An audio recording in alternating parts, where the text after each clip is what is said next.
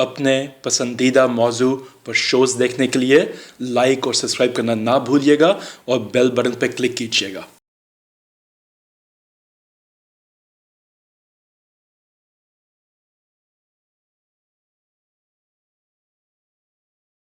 السلام علیکم، میں سعد سبحان خان، آپ کا ہوسٹ حقائق ٹی وی سے، اور آج ہمارے ساتھ میں ہمارے مہمان پروفیسر محمد اسلم کھوکھر صاحب، جو کہ کسی تعریف کے محتاج نہیں، ان کے شاگرد اور ان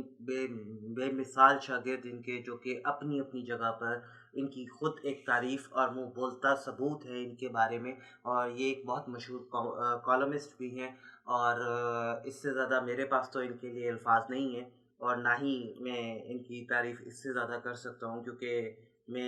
میری لغت ہی ختم ہو جاتی ہے جہاں سے ان کی تعریف اور ان کی چیزیں شروع ہوتی ہیں۔ ان کا تعلق مری سے ہے، اور آج ہمارے ساتھ میں یہ پروگرام میں ہمارے مہمان ہیں، اور ہمارے معاشرے میں کیونکہ علاج ڈاکٹر ہاسپٹلز اور بہت سی جگہوں سے علاج ہوتے ہیں، لیکن زیادہ تر ہمارے تقریباً 50 to 60% لوگ ایسے بھی یہاں پر پائے جاتے ہیں جو کہ پیر حضرات، کوئی بزرگان دین، یا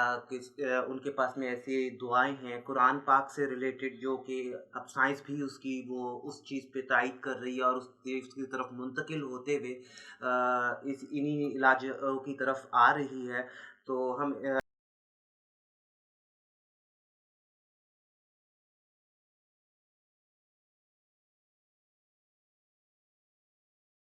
اسلم کھوکھر صاحب سے آج پوچھتے ہیں کہ کیونکہ ان کا بھی ایک اچھا وسیع تجربہ ہے ان چیزوں میں، روحانیت میں، پیری فقیری میں، اور جیسے کہ آپ کو بتاتے چلیں کہ یہ بھی سلطان باہو کے ہی ان سے بیچ بھی ہیں، اور اس گدی کے وہاں سے بیت ہیں، اور یہ بھی ہمیں کچھ آگاہی دیں گے کہ کتنی حقیقت انہوں نے دیکھی ہے چیزوں پر۔ کیا ہم بھی جاتے رہتے ہیں، پروگرامز کرتے ہیں لوگوں کے، مختلف بزرگان دین یا مختلف جیسے لاسٹ پروگرام جو ہم نے کیا تھا جو طاہر یعقوب صاحب کے، اس میں وہاں سے بھی لوگ کافی فیض یاب ہو کے جاتے ہیں۔ اس طرح ایک گولڑا شریف جو کہ پنڈی میں ہے، وہاں سے بھی لوگ کافی فیض یاب ہوتے ہیں، ایک اور وہاں پر ہے۔ اس طرح سے پروفیسر صاحب، آپ کی کیا رائے ہے اس بارے میں کہ اس میں کتنی صداقت ہے، یا کتنے فیصد یہ جو ہے چیز آتی ہے، اور کیا وہ ہے؟ آپ اس پہ کوئی زیر نظر؟ سعد، بہت شکریہ آپ کے اس جو آپ نے عزت دی اور اس قابل سمجھا۔ حقائق ٹی وی کا میں ہمیشہ مشکور رہا ہوں کہ وہ ایسے موضوعات کی طرف نوجوان نسل کو لے کے آنے کی کوشش کر رہے ہیں جن کی طرف نہ والدین توجہ دیتے ہیں، نہ ہمارا سماج توجہ دیتا ہے۔ تو میں سمجھتا ہوں کہ آپ نے یہ میری دکھتی ہوئی رگ چھیڑ دی ہے۔ میں کہوں یہ تو اس میں کوئی مذائقہ نہیں ہے کہ آج دیکھیں، سب سے بڑی مثال یہ ہے، آج کے دور میں سائنس اور ٹیکنالوجی یہاں تک پہنچ چکی ہے کہ ہمیں اگر کسی نے ٹریس کرنا ہے تو ہم کہاں پہ بیٹھے ہیں اور کتنی دیر میں ہم پہنچیں گے، یہ سب کچھ سائنس کر سکتی ہے، لیکن کچھ حدود ہیں، کچھ قیود ہیں، کچھ ایسے راستے ہیں جو مسدود ہیں، سائنس وہاں تک نہیں جا سکتی۔ بالکل ایسے آپ یہ دیکھیں، کرونا جیسا مرض کا علاج کسی نے دریافت کیا؟ نہیں، ابھی تک نہیں۔ دنیا تڑپ رہی ہے ساری۔ ایسے یہ وجہ کیا ہے؟ یہ وجہ یہ ہے کہ ہم دین سے، اللہ سے اور اللہ کے نیک بندوں کی محبت سے محروم ہیں، اور اس سے بھی اگلی بات یہ کہ ہم انسان کو جو ایذا رسانی کر رہے ہیں، یہ اس میں ہماری کہیں گرفت آ گئی ہے، وہ ممالک ہوں، وہ دنیا ہو، وہ اقوام عالم ہوں، یا ہمارا وطن عزیز کیوں نہ ہو، تو یہ اللہ کی طرف سے سزائیں ہوتی ہیں، اشارے ہوتے ہیں بیسیکلی کہ اب آپ دیکھ لو، آپ کی تمام سائنس، آپ کی تمام تحقیق جواب دے گئی ہے۔ تو میں اس بات سے ہی آگے چلتا ہوں کہ میں سب سے پہلی مثال یہی دیتا ہوں کہ میں جب احسان بٹالوی صاحب کے وسیلے سے اپنے مرشد پاک حضرت سخی نجیب سلطان باہو رحمۃ اللہ علیہ کے پاس پہنچا، تو انہوں نے وہاں پہ کسی ٹی وی اینکر نے سوال کر دیا کہ یہ چونکہ محرم کا اتنا مقدس مہینہ ہے اور یہاں پہ لاکھوں کی تعداد میں لوگ آئے ہوئے ہیں، اور آپ کو یاد ہوگا ان دنوں میں کرونا پورے عروج پہ تھا، ایسے ہی۔ تو یہاں تو کسی نے کوئی ماسک نہیں پہنا ہوا، کسی نے ماسک نہیں پہنا ہوا، سینیٹائزر کیسے لگائیں گے؟ تو آپ نے مسکرائے میرے مرشد پاک، اور انہوں نے کہا کہ میرے بھی مریدین کو یہ مرض ہوا تھا اور 300 سے زائد ان کی تعداد تھی، تو آپ نے فرمایا کہ سورہ حدید کی پہلی 6 آیات اور سورہ الحشر کی آخری 6 آیات، یہ مولا علی کرم اللہ وجہ کا فرمان ہے کہ یہ 12 آیات میں موت کے علاوہ ہر مرض کی شفا ہے۔ تو میں کہنے کا مقصد یہ کہ میں نے جن دوستوں کو بتایا، جن عزیزوں کو بتایا، اللہ نے ان کو ایک قسم کی نئی زندگی دی، اور وہ حیران ہیں کہ ہم کیسے بچ گئے۔ وینٹیلیٹر پہ گئے مریض جو ہیں وہ 2-4 میں ان کی مثالیں بھی دے سکتا ہوں کہ وہ واپس گھر آئے زندہ سلامت۔ تو میرے مرشد نے یہ فرمایا تھا کہ اصل میں سب کچھ قرآن ہے جس سے ہم دور ہو گئے، اور علامہ رحمۃ اللہ علیہ، اقبال رحمۃ اللہ علیہ نے فرمایا تھا وہ زمانے میں معزز تھے مسلمان ہو کر، اور ہم خوار ہوئے تار کے قرآن ہو کر۔ قرآن کو جب ہم نے چھوڑا تو ہم پھر خواری اور ذلت جو ہے وہ ہمارے راستے میں پھول لے کے کھڑی تھی، یا ہم اس نے ہمارا استقبال کیا۔ تو میرا کہنے کا مقصد یہ ہے کہ آج بھی بٹالوی صاحب سے یہی بات ہو رہی تھی، یہ ایک درد کے ساتھ بات ہو رہی تھی کہ دیکھیں اس نوجوان نسل کو کون ادھر لے کے آئے گا۔ میں صرف اتنی بات بتا دوں نا، روحانیات یا باقی چیزیں تو بہت بات کی بات ہے، جو بندہ، جو فرد، جو بشر، جو انسان صبح کی اذان کے وقت جاگنے کو معمول بنا لے، میں مسلمان پہ تو فرض ہے نا نماز، تو جو غیر مسلم ہے وہ اٹھنا شروع ہو جائے، اور اس کے بارے میں سائنس یہ کہتی ہے، ریسرچ ہے، وہ کہتی ہے کہ صبح اٹھنے والا شخص کو کبھی جگر کا مرض لاحق نہیں ہو سکتا، اتنی مثال ہے۔ تو جو نماز پڑھے گا، اور نماز میں آپ دیکھیں کہ ورزش ہے، اللہ کا جب آپ ذکر کرتے ہیں تو جب اس کے حضور جھکتے ہیں تو یہ ساری ایک ایکسرسائز ہے آپ کی۔ کہنے کا مقصد یہ ہے کہ آپ نے تو صرف دم درود کا کہا نا، کہ جن ہستیوں کو اللہ نے نوازا ہوا ہے، جو ایک نظر سے بندے کو اس کا اندر اور باہر بدل دیتے ہیں۔ میں ایک عام آدمی کی بات مثال دے رہا ہوں کہ جیسے آپ نے طاہر یعقوب صاحب کا حوالہ دیا، اور میں بڑے فخر سے اور بڑے ادب سے کہتا ہوں کہ حکیم طارق محمود چغتائی صاحب جو عبقری رسالے والے ہیں، اور وہ بھی اس پہ بڑا کام کر رہے ہیں، اللہ تعالیٰ ان کو عمر خضر عطا کرے، اور تیسرے جو ہیں پروفیسر عبداللہ بھٹی صاحب ہیں، جن کے پاس بھی سینکڑوں کی تعداد میں لوگ وہاں بیٹھے ہوتے ہیں، اور وہ ایک دم سے یا ایک اللہ کے ذکر سے کہ یہ پڑھنا ہے، اتنی بار پڑھنا ہے، اور اس سے زیادہ پڑھیں گے تو آپ کو بھی برکات ہوں گی۔ میرا کہنے کا مقصد یہ کہ جو درگاہیں ہیں، جو دربار ہیں، جو اولیاء کے جو آستانے ہیں، بعض لوگوں کو وہاں سے ایسے بھی لوگ ہیں جن کا اعتقاد، یقین اور محبت اللہ نے اتنی کوٹ کوٹ کر بھری ہوتی ہے، وہ گھر سے ارادہ کر کے چلتے ہیں، جاتے تو اللہ کے دوستوں کے پاس ہیں، بالکل، تو وہ اللہ تعالیٰ ان کا مرض وہیں ہی ٹھیک کر دیتا ہے۔ اور ایسا بھی ہوا ہے کسی نے ان کے گھڑے سے پانی پیا، آج تو نوجوان نسل ہے نا منرل واٹر اور پانی ساتھ ساتھ اٹھائے پھرتے ہیں، گھڑے سے پانی پیا، اور آج کوئی دوسرا جھوٹا پینے کو تیار نہیں ہے، تو گھڑے سے پانی پیا اور شفا دے دی اللہ نے۔ شفا دینے والا وہ ہے، جب ہم اس کی طرف لوٹیں گے نہیں، جب اس کی طرف رجوع نہیں کریں گے، جب تو پھر یہی ہوگا، پھر کرونا اور ایسے امراض آئیں گے اللہ کی طرف سے کہہ لیں کہ بیماری۔ ایک اور بات میں اس میں ایڈ کرنا چاہتا ہوں کہ میں بڑی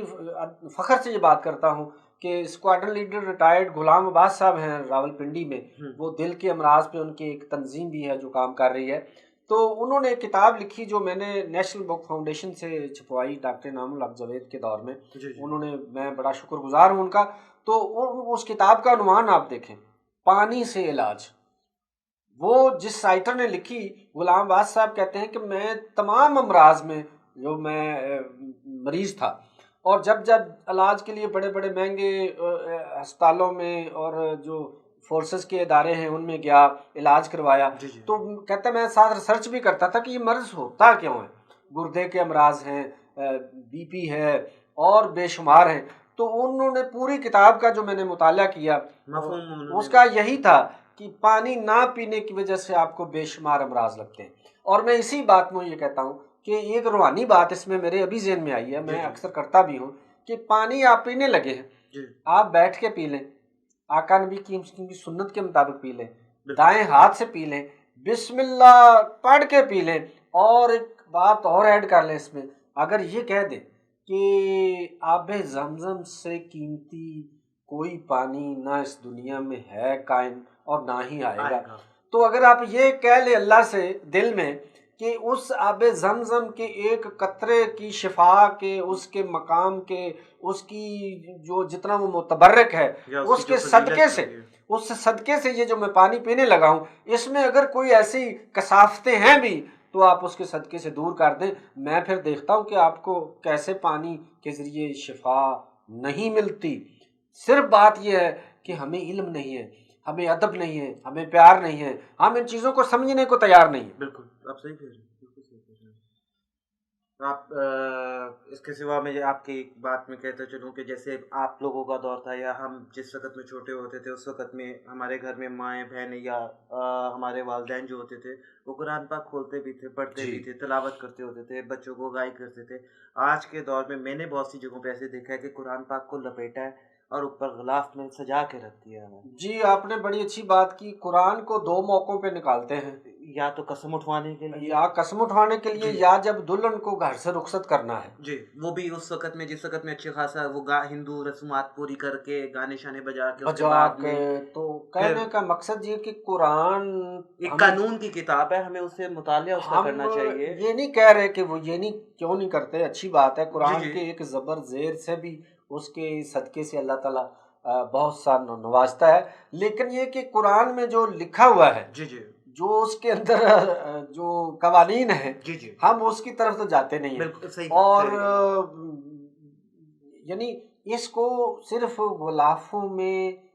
اور تاکچوں میں لپیٹ کے الماریوں میں سجا کے رکھنے والی کتاب نہیں ہے، یہ دل کے آبگینے میں اس کو پیوست کرنے والی کتاب ہے، جو آپ کے دل میں ہر وقت رہے۔ بھائی آپ نے روحانیت کی بات کی، روحانیت اسی کا نام ہے، روح کی طرف آنا، روح کا علم، اور دیکھا جائے تو اسی میں مکمل ہر چیز کا علاج ہے، اور ہر چیز سے شفا۔ آج کا نوجوان ہے وہ بائک پہ جا رہا ہے، وہ جہاز پہ جا رہا ہے، جس پہ بھی جا رہا ہے، آپ راستے میں اللہ کا ذکر ہی کرتے جا رہے ہیں، اس کی ذکر کی بدولت۔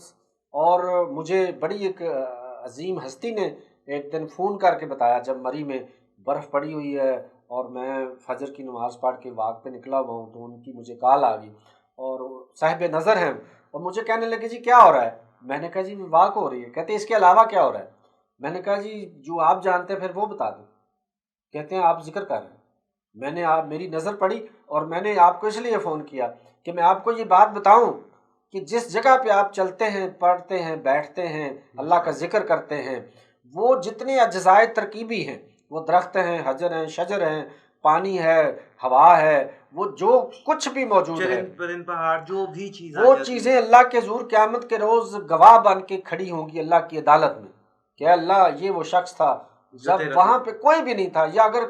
تھے بھی لوگ تو صرف یہ تیرا ذکر کر رہا تھا۔ اور اللہ کو انسان گنہگار کو، خطاکار کو بخشنے کے لیے یہ ایک گواہی، اس سے